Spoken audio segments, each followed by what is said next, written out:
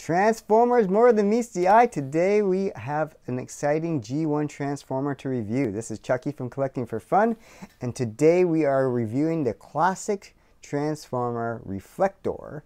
Now, Reflector first appeared in, I believe, the first episode of the Transformers TV show. He is a Decepticon, and he transforms into a camera. And it's a DSL camera, from what I can understand, given this little thing that protrudes out. But for those of the new generation who grew up on iPhones, this is what we used to use before the iPhone, when the iPhone pretty much kind of killed off a lot of industries, including the camera industry. You can still buy a camera these days if you got to take really nice photos, especially of nature. You still probably want to have a DSL camera, but back in the day, this is all we had. So this Transformer was reflective of the time, and this, of course, is Reflector. So Reflector comes in, is actually the only Transformer that I'm aware of that has, well, at least from the original run of Transformers, that took three robots to combine into one item. So they actually do have separate names. So the red one here is called Spectro, and the one in the middle here is Viewfinder, and the last one over here is Spyglass. And so Spyglass is the blue one. So those three, these are the robot modes, and they transform into one camera. Now in the cartoon, they kind of look like clones of each other, but when the actual toy, they had different coloration, which made it nice because you can tell which one's which. And so I'll be first to admit, this is not my original toy. My original toy, I think I played with it to death. So this one I got on eBay several years ago, and this was original from someone else's collection, and I'm glad to have it now in my collection. So let's transform. So let's going to move up the camera a little bit. So we're going to transform this one first, and this one Spectro. So Spectro is very simple to transform. You're going to fold the arms in, kick the feet back, and now the head now becomes a click button for the camera. So that's part one. Let's do his reciprocal Spyglass now.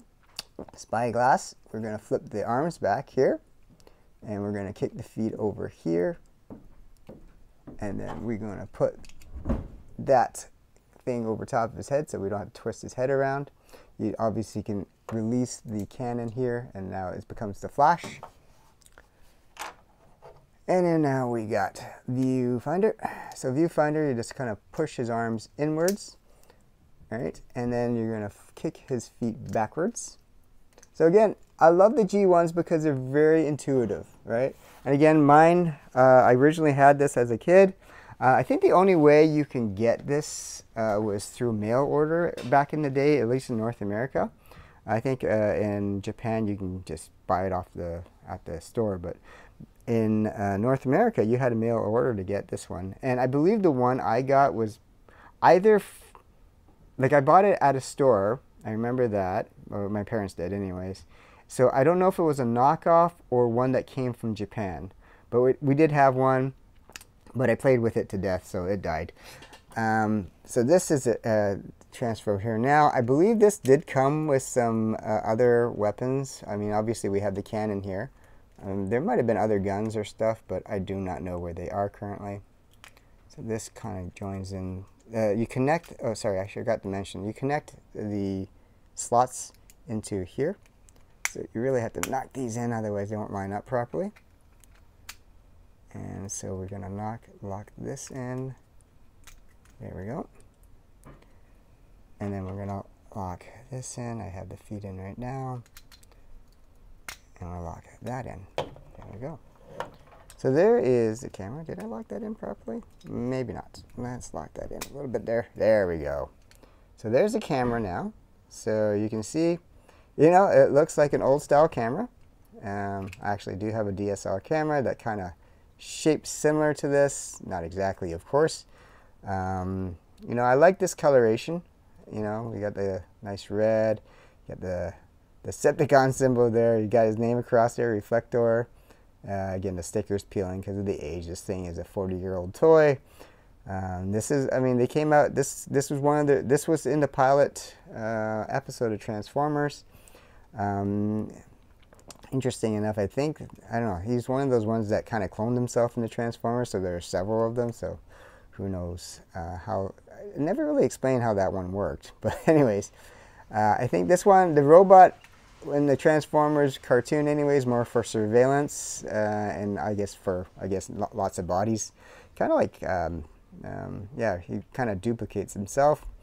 I'm just trying to think of anything else we can talk about with this Transformer particularly, other than the fact that it is unique. Oh, yeah, it has, like Megatron and Soundwave of the Transformers, obviously to make them, obviously, if they were the same size of the camera in proportion to that, they wouldn't be much of a threat to humankind, I don't think. So they had that mass distortion too. So when they transformed into a larger robot. So let's retransform it back. So again, this is Spectro. We're going to flip his legs back, flip his arms over, and stand him up there. We're going to pull off Spyglass and put his cannon back in there. Surprisingly, I still have the cannon and the weapon in there. Again, we're going to flip over his legs. Very intuitive. That's just, you know, if you think back in the day, I mean, it's quite, you know, mark of engineering to come up with the concept of this, you know, at least in my opinion. Because there's nothing, I don't think, before Transformers that was anything like this. And it would just spark that whole generation of Transformer fans everywhere. So there we go. Transform that, make sure it doesn't drop off again.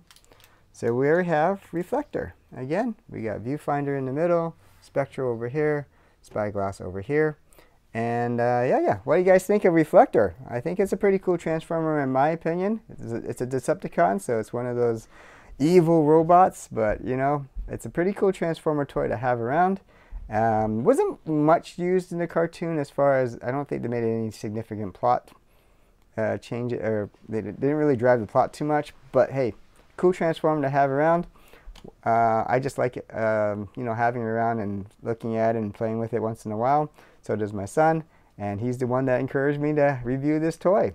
So I hope you enjoy these G1 Classic Transformers as much as I do. This is Chucky from Collecting for Fun. Please hit that like and subscribe button and leave a comment of what kind of other Transformers you want to see. Take care, guys.